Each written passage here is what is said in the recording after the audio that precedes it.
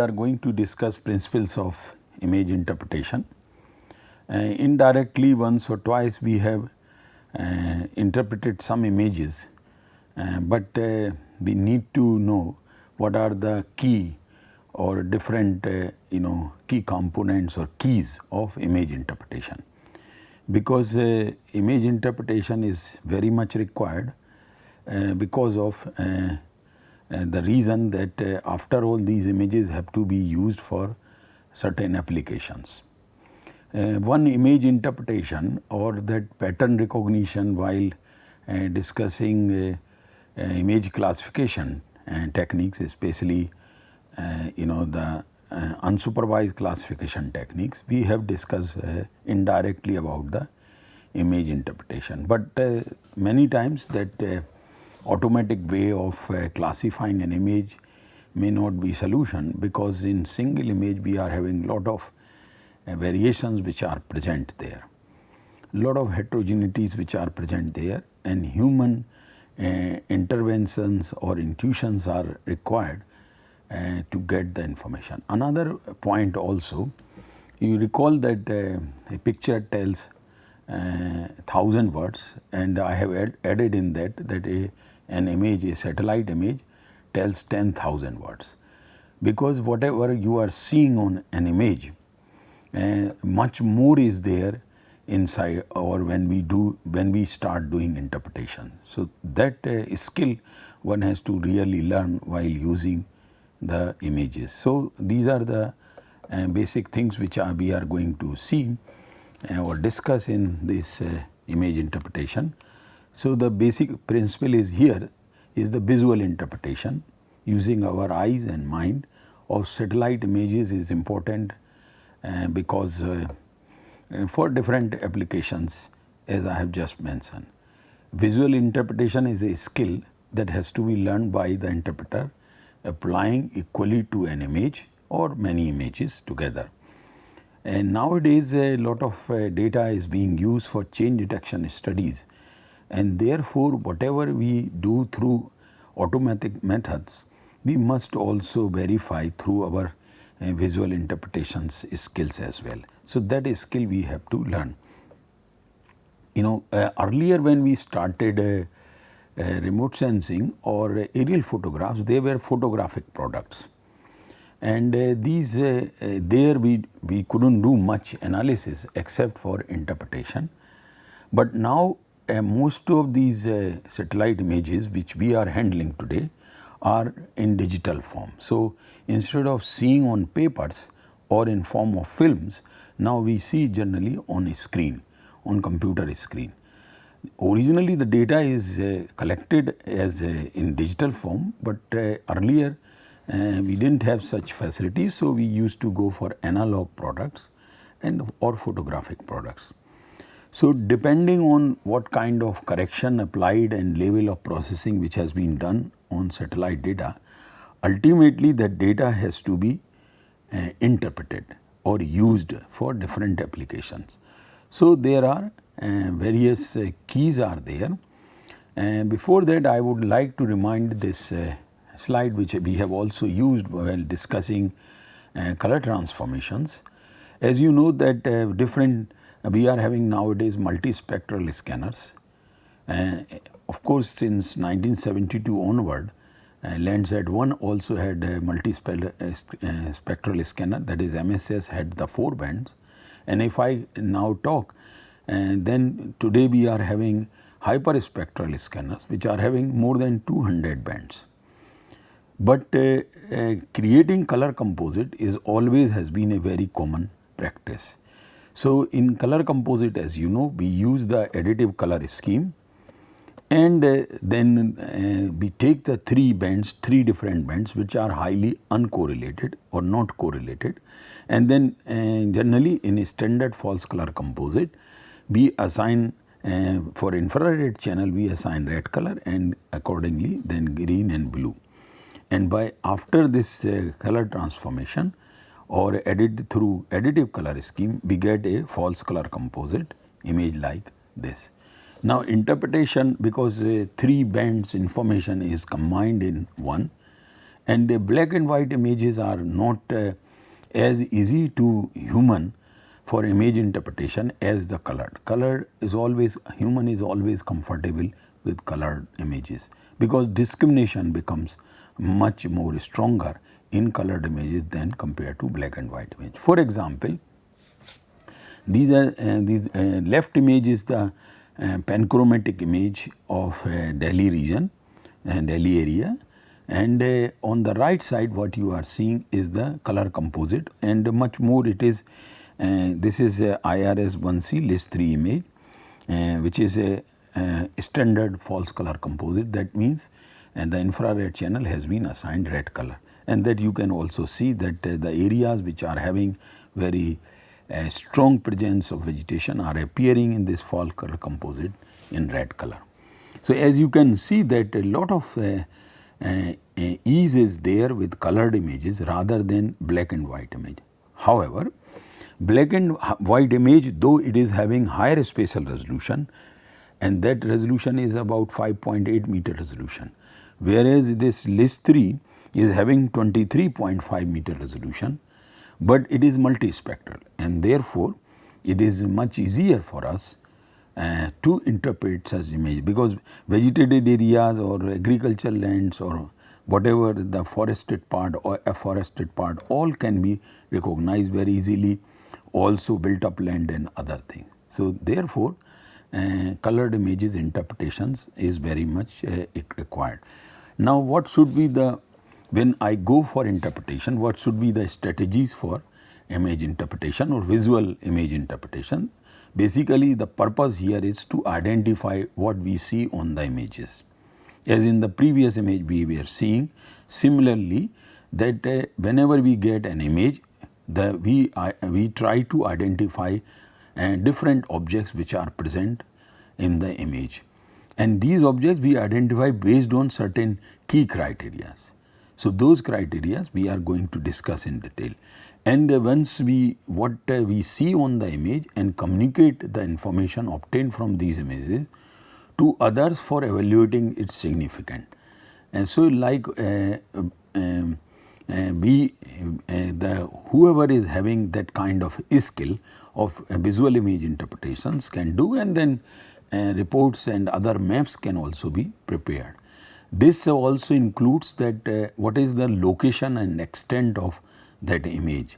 Like here, when we saw the Delhi image, once the location is known, now we know that there is a lot of built up area which is in this false color composite is appearing as green color, and lot of vegetated areas are also there and some water bodies. So, 3-4 distinct land uses or land parts are there.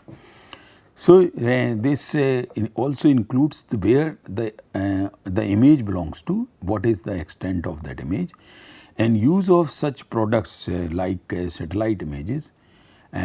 False color, we use the single band also sometimes if it is black and white or panchromatic image, then sometimes panchromatic images are used, false color composites are used, or also we use the merge images, means exploiting high spatial resolution data of panchromatic and merging with multispectral data and can create a merged colored image.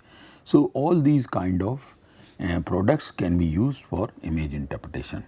Now, what are the levels of interpretation keys are?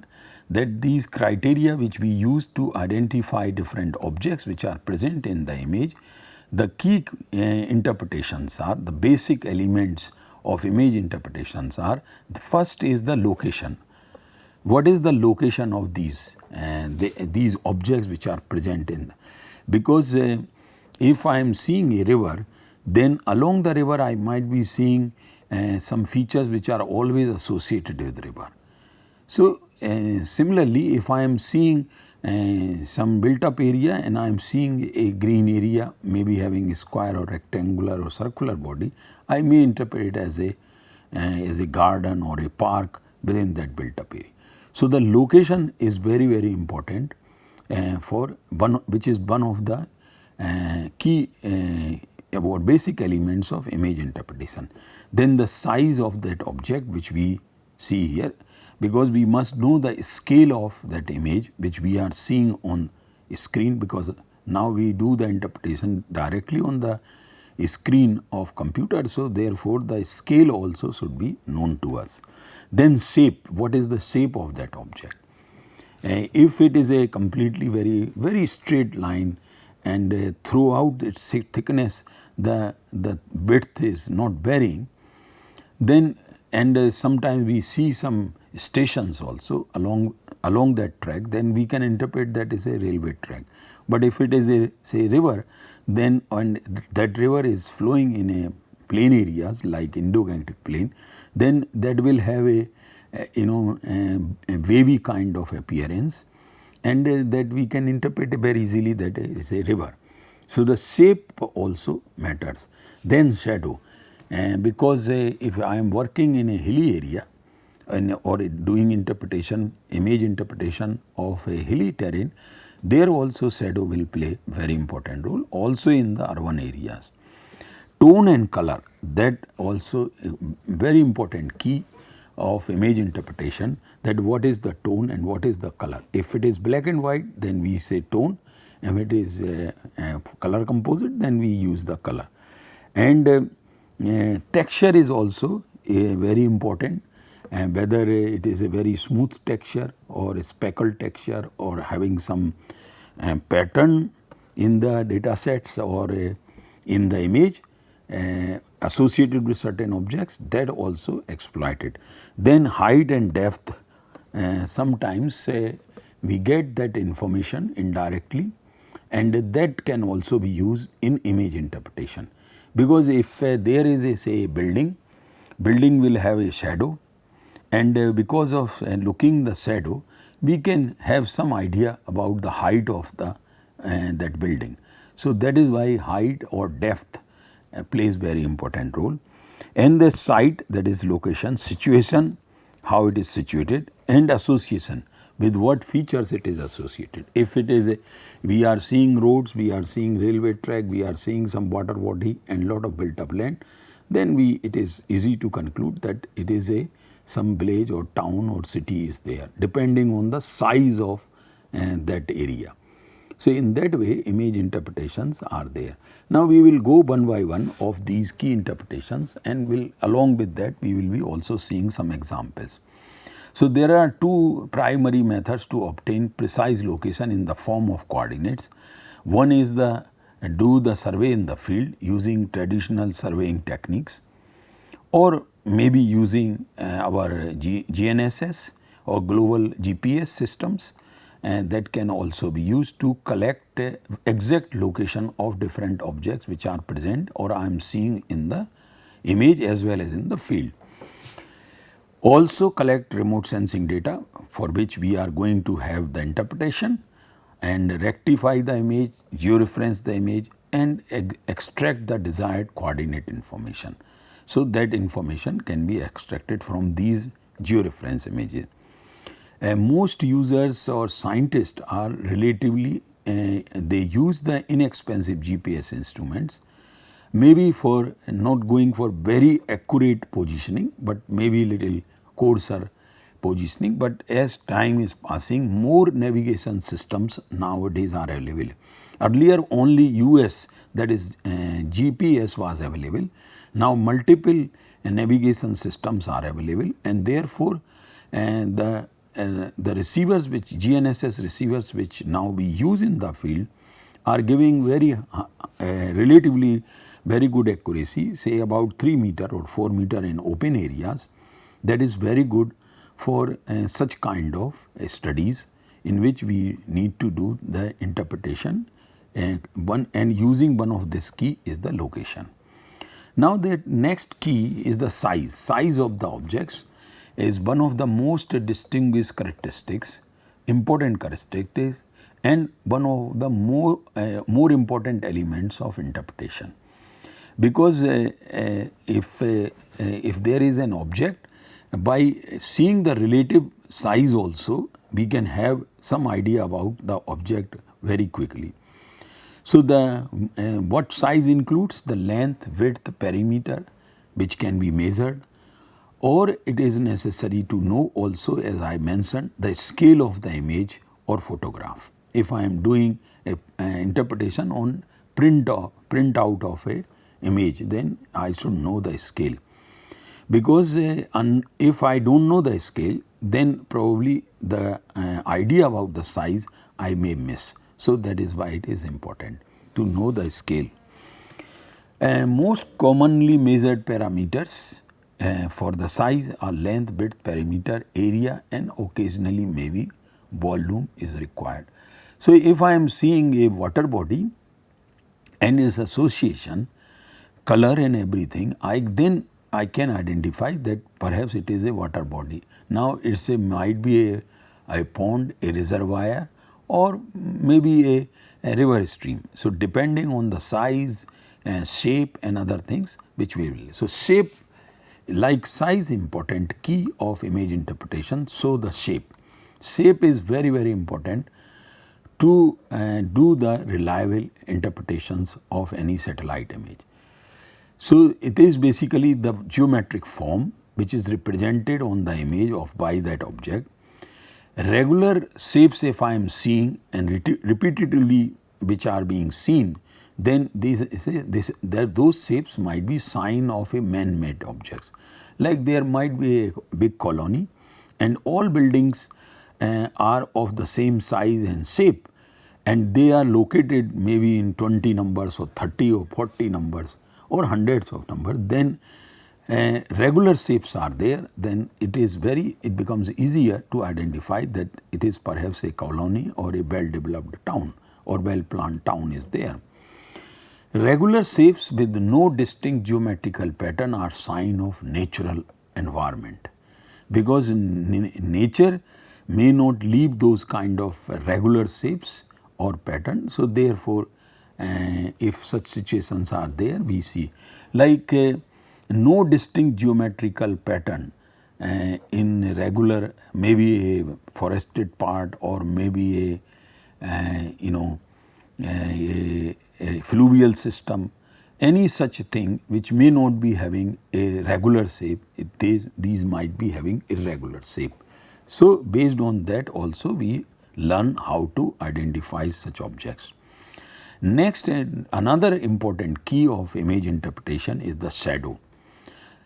Because as you know that these images are generally, optical images are generally acquired in the daytime, and of course between these sun synchronous satellites are acquiring images between 9:30 to 10:30. And if you recall the discussion on false topographic perception phenomena, there we have discussed that how shadows plays very important role in the image interpretation. If we don't take care about that false topographic perception phenomena, which is because of the shadow, then we are bound to make wrong interpretation, especially of images of hilly terrain. So shadows is very, very important. Now, so between this 9:30 to 10:30, when there are overpasses by these satellites, generally sun is around 45 degree, 49 degree above the horizon, and we may have long shadows at that time.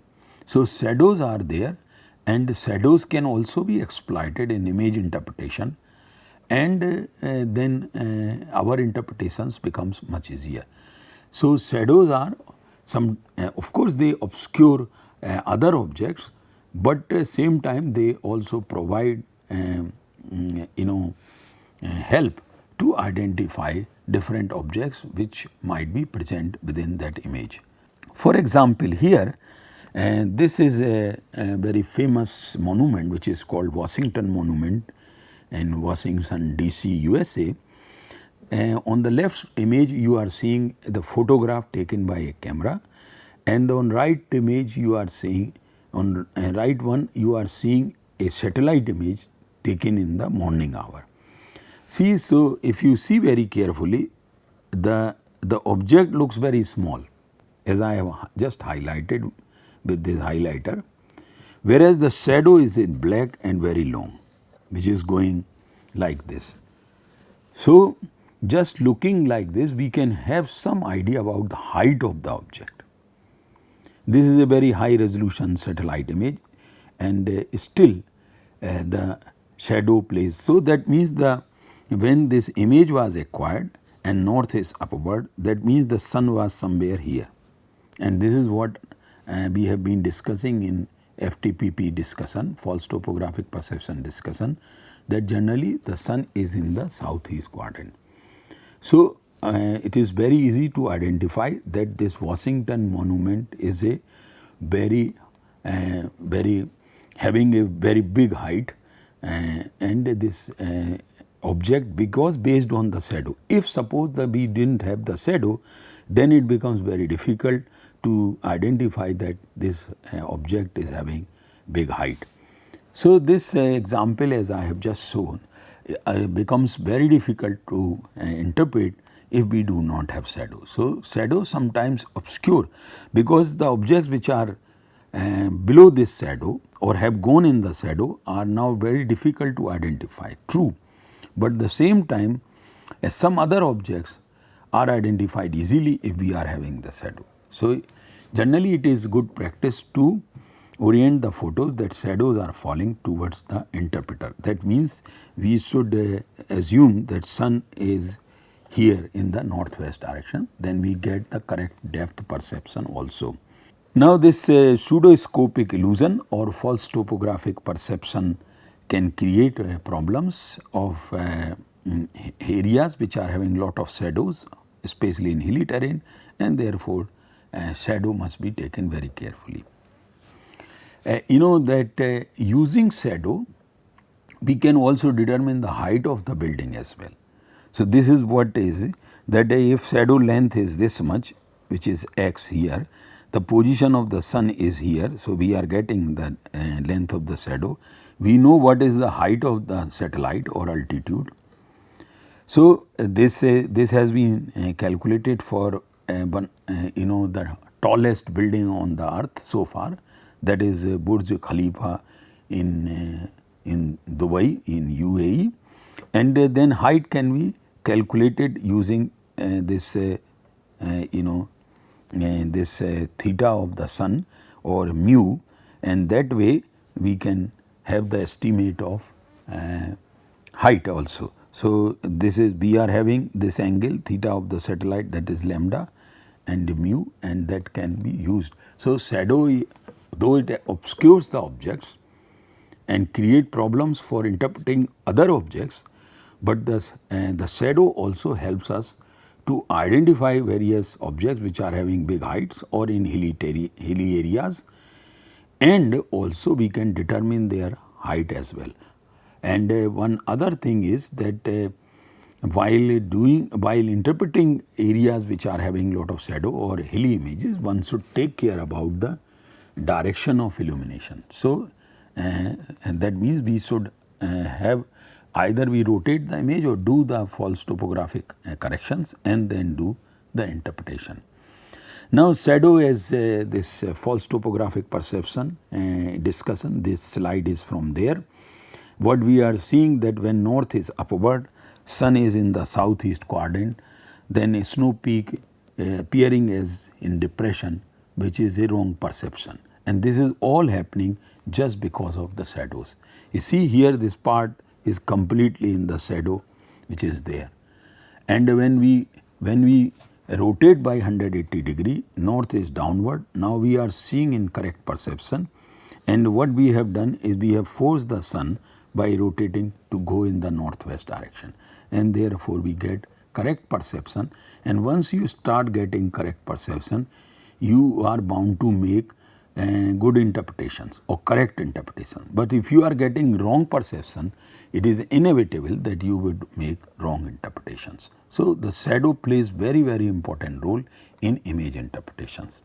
Next key is the tone and color, and this like which band I am using or which part of EM spectrum I am using, and there it plays very important role. So, tone, when I am using shades of grey, then single band scenario might be, and my values, pixel values will be varying between these two extremes, black and white, and rest of the values are in grey scale. So, tone basically is a continuous gray scale varying from two extremes black and white, and it is a basically relative brightness or color if I am using color or object and image. So, vegetation, water, bare soils, open rocks, everything will have their own tone and color depending on whether I am using black and white images or colored images. And the interpreter, the person who is doing this analysis or interpretation, can document or can write while preparing reports that the amount of energy reflected from each at a specific wavelength to create a spectral signature. So, tone is very, very important as well as color, and these signatures can help to understand why certain objects appear as they do on black and white. So, after doing initially these exercises, when learning these image interpretations using tone and color, later on you do not have to really plot, but one learns the skill and start doing interpretations when even if you are having black and white images or colored images. Generally the in black and white images or in gray images, if I want to be more precise, then darker object appears, that means that less light it is reflecting, and brighter objects will have just opposite to this. So, the color if I am using then preferred most of the time, because we are having now multispectral scanners.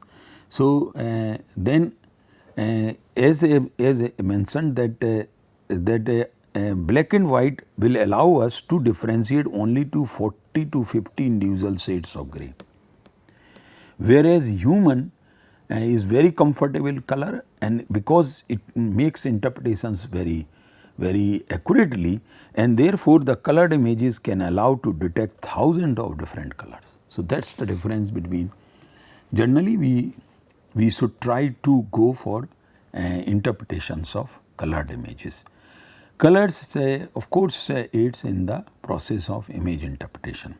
Next key is the texture. What is that texture? It is the characteristics, placement and arrangement of repetition of tone or color in an image that makes the basically texture. Visual impression we get about certain objects or area looking their smoothness, roughness in the image or in a region of the image or a part of the image. Another is the pattern, how these things are distributed in a space within the image. So, pattern is the spatial arrangement of objects in the landscape, and the objects may be arranged randomly or systematically. Man-made structures as mentioned might be arranged systematically, and but in a small town or villages the built up land may not have a distinct pattern, but still when we find the houses and roads, then it becomes easier to identify that it is a settlement or a village or a town is there, may not be having a very good systematic pattern there. So, mainly 2-3 types of these patterns, that may be the natural one like a drainage pattern of river, man-made, maybe of buildings and other things, roads, railway tracks, many such things are there. And typical adjectives used in describing pattern are like random, systematic, circular, oval, linear, rectangular, curvilinear. So, many these patterns can be identified. If we are getting some natural circular body, maybe certain rocks or a structure, then we identify that it is having irregular or circular pattern or linear pattern. There may be a geological fault, and then it has to be in a linear, generally it is in linear fashion on the surface. So, we identify as a linear. Drainage pattern might be of having different shapes and different patterns. So, we identify accordingly. Now, the next key is the site, situation and association, how these things are associated. When we see a generally association, let me tell you that when we see a big building generally, and associated a runway or a track where we are identifying very clearly, then it becomes very easy to identify that is a airport. So how we have identified that airport? Because of association of building and runway together and might be close to some cities.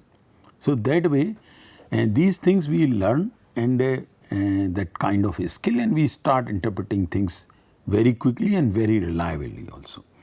So this association or situation where they are there has the unique physical characteristics which may include the elevation, slope, type of surface cover, for example grass, forest, bare soil, bare surface, cemented surface, or these surfaces like we are having for runways at the airport. Also these association might be socio-economic characteristics might be there which are close to that, close to water body. Generally this is how the settlement started. So we can identify those things. If they are close to certain thing, hilly region or something, we can identify accordingly. And this situation basically refers that how the objects in an image are organized or on the land are organized and situated in respect to each other. So this that is why site, situation, association all are together. Association of different objects becomes important to identify objects much easily. Further on this most like I gave the example of airports, like most power plants which will have material and building associated in fairly predictable manner. So if there is a thermal power plant, then we might be having a disposal site which is having the dumping of the fly ash. We might be having a coal site where the coal is there. So we might be having objects which are very bright in tone, or coal very dark in tone, and some building, some smoke, some chimney. Based on that we can identify that it is a thermal power plant. So this association and pattern is allowing us to make reliable interpretations. This site, situation and association are also rarely used in independent manner. They are used always in association, means in for the surrounding objects. And nowadays for the built up areas in cities we might be seeing large shopping malls. So there are multiple, might be large multiple buildings, massive parking lots, and they are usually located near or inside a building, inside a city, and therefore we can identify that that might be a mall. So likewise we can identify. Let me give you an example which is more or less very natural example, and how image interpretation can be done and how it is can be very helpful. Sometimes also in order to get more confidence in our image interpretation, we would like to use some other data sets along with the satellite image. So this example is with that also. What we are seeing on the left image is a false color composite image of IRS list 2, and that is 36.5 meter spatial resolution. And what we are seeing that there are three big water bodies, rather two big water bodies and one small water body is seen here. And because this is false color composite, so in the downstream of these water bodies we are seeing growth of vegetation. So now we are using not only the colors but association and pattern as well, and these are the scattered field, small fields might be having different crops or maybe of same type of, almost same type of crop but different stages, and therefore this pattern is in that way is very random or a speckle kind of thing. But in false color composite these agricultural fields are appearing as red, so therefore it becomes much easier to say that these are agricultural field. And water bodies generally, either if it is pure water without any pollution, without much pollution or turbidity, then it should appear completely black. If it is not, then it may appear in blue color or gray color and so on. We are also seeing some drainage pattern which you can identify very easily. So, a kind of dendritic drainage pattern.